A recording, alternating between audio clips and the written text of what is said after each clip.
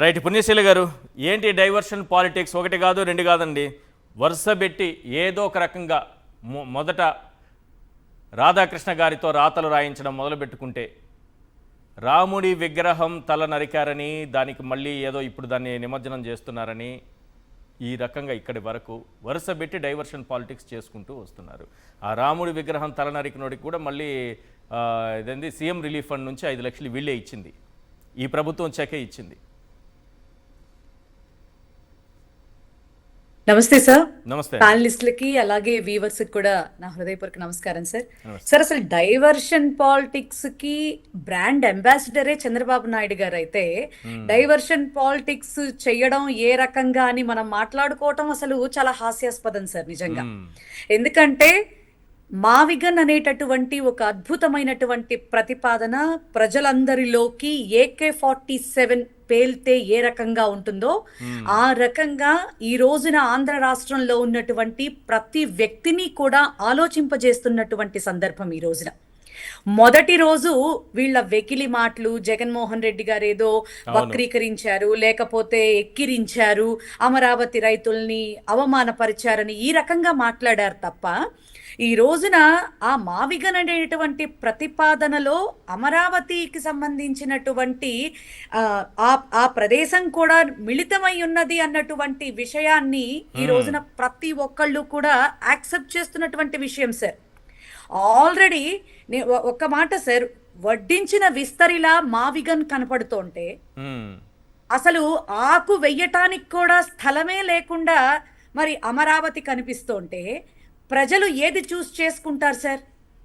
అంటే of course అభ్యంతరాలు లేకపోతే మన మనస్సులో ఏదైనా క్వశ్చన్స్ ఇవన్నీ ఉండొచ్చు సార్. మీరన్నట్టు మేధా సంపత్తి వర్గం అంతా కులజాడ్యాన్ని మేదేసుకుని రాష్ట్రంలో జరుగుతున్నటువంటి అన్యాయాలు మాట్లాడడానికి కానీ అన్యాయాల్ని ఖండించడానికి కానీ బయటికి రాకుండా ఈ రోజున చంద్రబాబు నాయుడు ఎక్కడ కింద పడిపోతాడో, చంద్రబాబు నాయుడిని పాపం మనం సపోర్ట్ చేయాలి అని చెప్పని కొంతమంది మేధా సంపత్తి వర్గం కూడా మరి భుజాన వేసుకునేటటువంటి ప్రయత్నంలో ఇదే జయప్రకాష్ నారాయణ గారు ఉమ్మడి ఆంధ్రప్రదేశ్లో ఎంతో బాగా హైదరాబాద్ డెవలప్ చేసేటటువంటి ప్రయత్నంలో అంతా డబ్బులు తీసుకొచ్చి మీరు ఇక్కడే పెట్టేస్తే కర్నూలు ఏమైపోవాలి, కోస్తా ఆంధ్ర ఏమైపోవాలి అని అడిగినటువంటి ఉత్తరాంధ్ర వాళ్ళు ఏమైపోవాలని అన్నటువంటి వ్యక్తి కాదా సరైనా? ఈ రోజున అది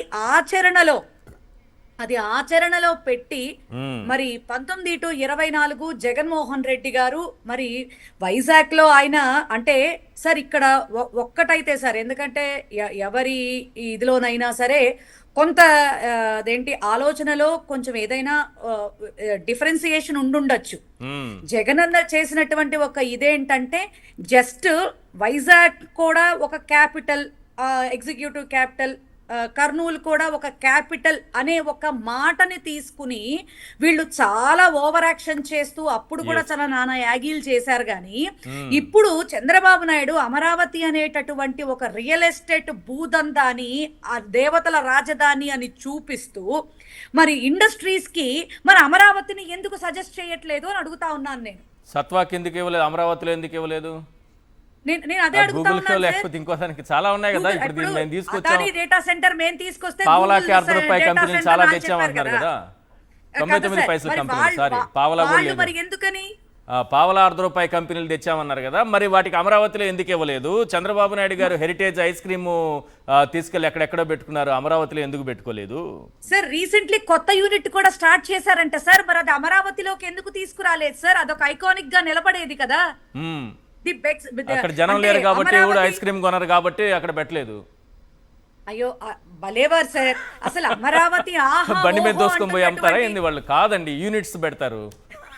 ఆ యూనిట్సే సార్ నేను అంటుంది. మీరు మరీ సార్ అసలు అమరావతిలో నేను అనేది ఏంటంటే చంద్రబాబు నాయుడు గారు చాలా గొప్పగా అమరావతిని దేవతల రాజధాని అంటున్నారు. అవును, అసలు అక్కడ ఈ రోజుకి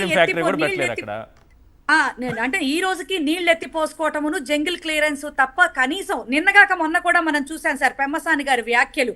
అక్కడ అదేంటి మౌలిక సదుపాయాలు లేవు, జనాలు నివాస ఆమోదయోగ్యంగా లేదు అని అన్ని వీళ్ళే చెప్తారు సార్. ఒక ప్రెస్ మీట్ లోనేమో అమరావతిలో ఏ విధమైనటువంటి ఫెసిలిటీస్ ఇంకా లేవు, భవిష్యత్తులో అద్భుతంగా చేసేస్తామని ఒక టైంలో చెప్తారు. మరి జగన్మోహన్ రెడ్డి గారు చాలా వివరణాత్మకంగా మావిగన్ గురించి ఎక్స్ప్లెయిన్ చేసేస్తే మాత్రం అదిగదిగో చూడండి మావిగన్ అనేటటువంటి ప్రతిపాదన తీసుకొచ్చి అమరావతిని తక్కువ చేసేస్తున్నాడు జగన్మోహన్ రెడ్డి గారు అని చెప్తా ఉన్నాడు. సిగ్గు లేకుండా ఈ రోజుకి కూడా రైతులకి ఇప్పటి వరకు న్యాయం చేయలేనటువంటి వీళ్ళు అసలు ఆంధ్ర రాష్ట్ర ప్రజలకి ఏం చేస్తారని చెప్పని ఈ రోజున ప్రజలు భావిస్తారు సార్. నేను ఇందాక అదే అడుగుతున్నాను సార్. ఇప్పుడు హెరిటేజ్ ఆయన సొంత సంస్థ కదా, అది నడుపుతోంది భువనేశ్వరమ్మ గారు కదా.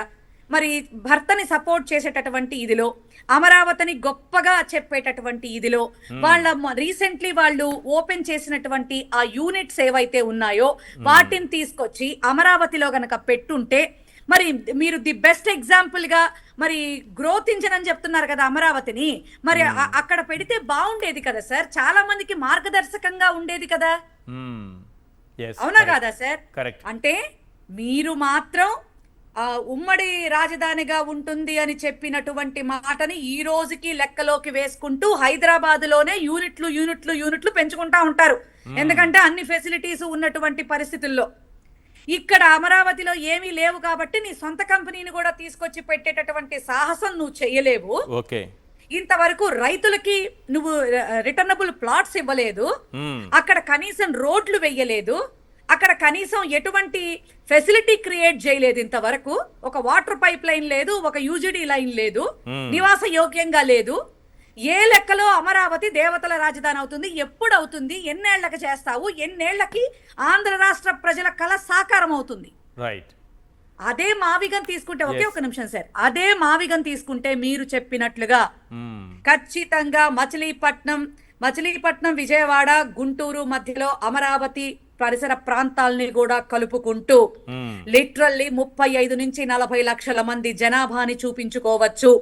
అలాగే 3 ప్రాంతాల రైల్వే స్టేషన్లు చూపించవచ్చు, విజయవాడ గన్నవరానికి ఎయిర్పోర్ట్ కనెక్టివిటీ చూపించవచ్చు, మచిలీపట్నంలో జగన్మోహన్ రెడ్డి గారి టైంలో అత్యద్భుతంగా డెవలప్ అయినటువంటి మచిలీపట్నం పోర్ట్ కనెక్టివిటీని చూపించవచ్చు. జగన్మోహన్ రెడ్డి గారు చెప్పినట్టు డే 1 నుంచి ఇది గ్రోత్ ఇంజన్ గా ఆంధ్ర రాష్ట్రానికి మారబోయేటటువంటి అద్భుతమైనటువంటి ప్రతిపాదన, వడ్డించినటువంటి విస్తరి.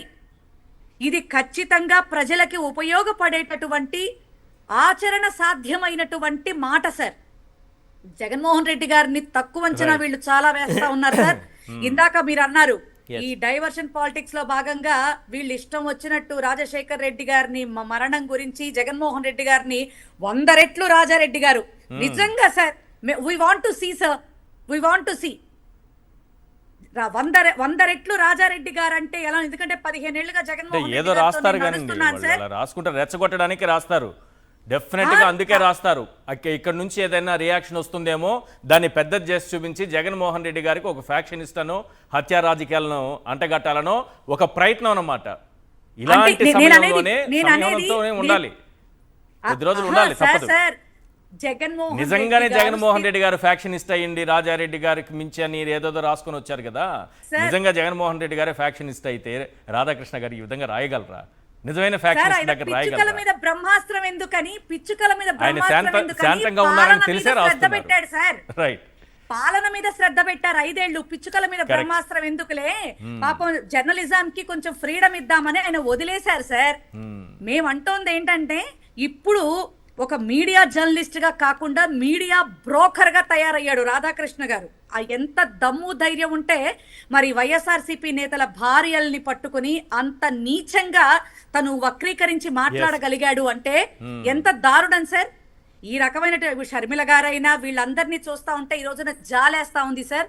29న మరి జగన్మోహన్ రెడ్డి గారు వచ్చినప్పుడు ఖచ్చితంగా వీళ్ళు అంటున్న ప్రతి మాటకి ఆనాడు మేము సమాధానం చూద్దాంలేండి. అది కరెక్ట్ గా జగన్మోహన్ రెడ్డి గారు చెప్పింది కూడా చేసి చూపించాలి.